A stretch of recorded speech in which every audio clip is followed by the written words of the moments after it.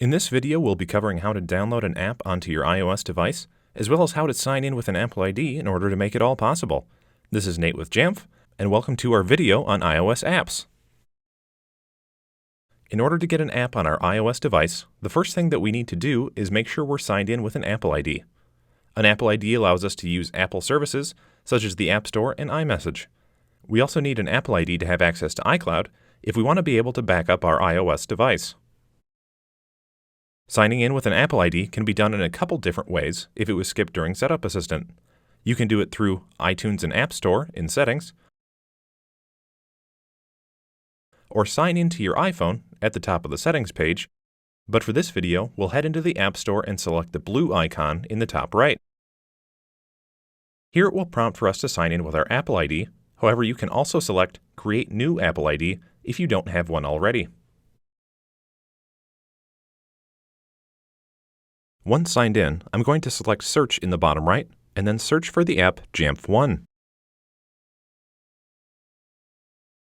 I'm going to go ahead and tap Get because it's a free app. Free apps will say Get, while paid apps will show the price of the app. To get the app installed on our iOS device, we need to go ahead and enter the Apple ID password here.